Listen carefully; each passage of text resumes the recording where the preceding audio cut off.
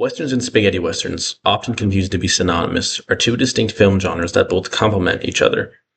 Westerns hailed from the USA and often portrayed clear heroes and villains inspired by American manifest destiny and desire for justice among the frontier, evident by films such as High Noon, which depict a clear hero, like Marshall and Will Kane, that battles and defeats the villainous outlaw, Frank Miller.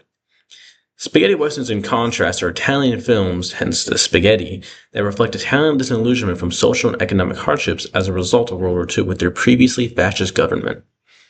Spaghetti western filmmakers weren't afraid of addressing ideas like corruption and vengeance, blurring the lines of good and bad by featuring morally gray protagonists who acted out of their own self-interest rather than for the greater good. The defining factor that both genres have in common is their symbolism for the unknown and desire for change and expansion. Rango's premiere in the late 2000s was marked by a period of disillusionment within Americans because of the internet, exposing people to global issues like climate change from all over the world. What makes the two films such an interesting comparison is their unique role in the spaghetti western genre. Rango is simultaneously a parody and an homage to both genres, by its combination of tropes and conventions from both genres, and its unique message of the detrimental impacts artificial water shortages as a result of capitalistic greed is seldom seen in other spaghetti westerns, let alone in animation. A Fistful of Dollars is the spaghetti western, as it set the expectations and conventions for spaghetti westerns to come. Both films feature morally ambiguous protagonists, similar mise-en-scène, and a rich soundscape in order to critique capitalistic greed that is held by elites and the detrimental impact it has on their nearby surroundings, and the disillusionment audiences felt at the time because of the cultural contexts at the time of the film's release. Rango and The Man with No Name are both depicted as morally ambiguous, but not in the same manner. Rango's manipulation of the townfolk is driven by his own desires and insecurities of possessing fame and respect. A chameleon in nature changes himself to blend in from the environment, to hide from predators, and Rango does just that. Verbinski's characterization of Rango as a cowardly protagonist serves as a homage to classic spaghetti westerns, fulfilling the classic trope, but it also reflects Verbinski's intention in discussing the concept of identity and leadership. Depicting Rango as a blank canvas who is painted by his environment to be a brave and noble hero conveys to the viewer that identity isn't born with, rather discovered through trial and tribulation. Rango's discovery that the drought afflicting dirt was caused by water privatization is what pushes him to become a leader, fighting against the mayor who hoarded and controlled all the water for him and his oligarchy. This character development from a morally gray anti-hero to protagonist fighting for the people is a message to the viewer, urging audiences to take a stance just as Rango did against the modern powers that dominate and control the basic resources that we as humans need. While not in complete contrast, The Man with No Name has different motivations.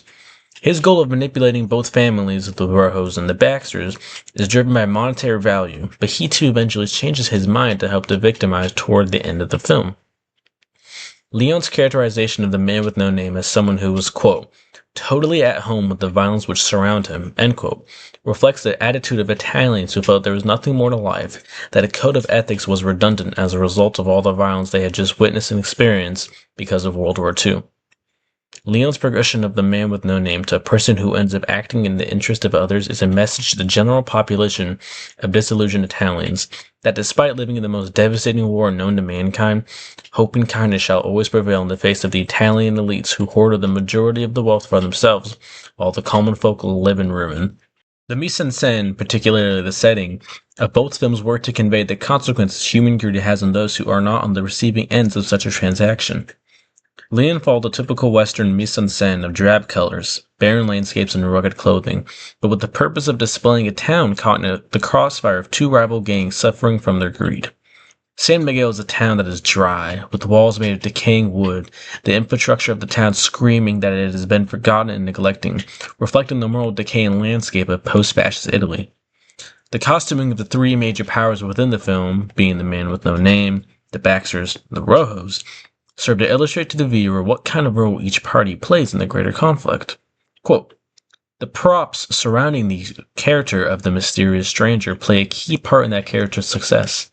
The light growth of the beard, the poncho, the sheepskin waistcoat, the cigars, the brown suede boots, the shrunk-to-fit jeans. End quote. Not the most elegant costuming one could sport at the time, allowing the audience to reconcile and relate to The Man with No Name. In contrast, the Rojos and Baxters wear higher quality, more refined cloth, which serve two purposes. A. It shows that despite their acclaimed differences and rivalries, their obsession with wealth and their persecution of the innocent and weak makes them one and the same. And B. It paints the man with no name as an outsider, as his scrappier clothes clash with the more elegant clothing of the two gangs. In the context of post-fascist Italy, the poor, ordinary Italian is the man with no name, someone confused and unsure of the environment they're in, only looking to facilitate their own needs and doing what it takes to get by. The two gangs represent the rich aristocrats and elites in the aftermath of World War II, people who prioritize their own wants at the expense of others beneath them. Similarly, the town of Dirt and Rango is barren and dry, smack dab in the middle of a wasteland. While building a town in the middle of a desert will lead to difficulties with water conservation due to the very nature of a desert, the mayor's actions of hoarding the water alongside his cronies greatly limits the potential of the town and its livelihood. It's a direct metaphor for real-life situations such as the California water wars, in which farmers from Owen Valley had their water diverted to Los Angeles, the justification being that LA's current water supplies couldn't support the rapidly growing city. In this scenario, Dirt and the residents that reside within are symbolically the residents of Owen Valley, and the mysterious large megacity that the mayor is pumping water into is Los Angeles. Putting it plainly, the barren atmosphere of Dirt is also a warning to not just about climate change, but climate change is one of the many products of capitalistic greed seen in many current industries, such as oil and water. Verbinski beckons the viewer to contemplate how cities will thrive without water and the environment itself, and what communities will do without steady access to these vital resources which have kept life afloat for millions of years. Sound is another crucial tool utilized by both directors, but they both serve different purposes in their design. A Fistful of Dollars sound design is sparse and scarce, employed as a weapon in tense and dramatic scenes such as the final standoff. Ennio Morricone, the sound designer for A Fistful of Dollars, inspired the spaghetti western soundscape with his classic sound design featuring Spanish bells, whistling, and gunshots, which continue to be heard in modern westerns such as Rango. Interestingly, dialogue is quite reserved during the film, especially for the man with no name who speaks plainly and only if it is necessary.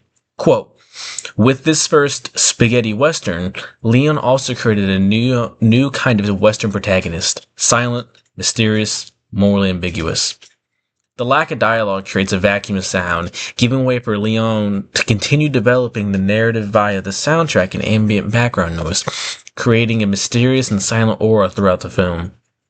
The Man with No Name's minimal dialogue also conveys to the viewer that actions speak louder than words, as the final standoff of The Man with No Name, ridding San Miguel of the greed that plagues it, is done exclusively with sound and tense close-ups of the two opposing forces.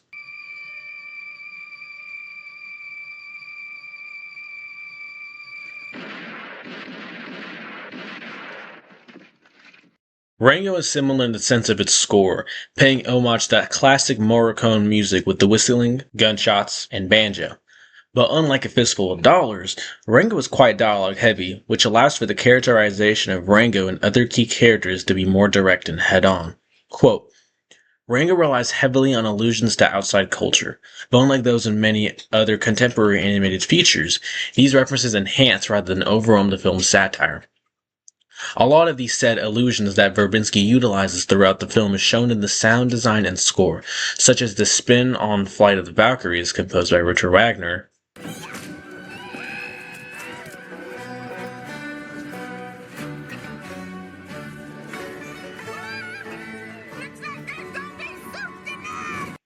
and of course referencing the classic Morricone music with the whistling, gunshots, and banjos and the sort. In doing so, Verbinski depicts Dirt as a bustling and lively town despite the mayor's ironic attempts to bury it in the dirt, showcasing the resilience that people of the community can and will showcase in the face of cruel capitalistic greed. All in all, both films feature morally ambiguous protagonists, similar mise-en-scène, and a rich soundscape in order to discuss the nature of greed and the disillusionment audiences felt at the time because of the cultural context at the time of the film's release.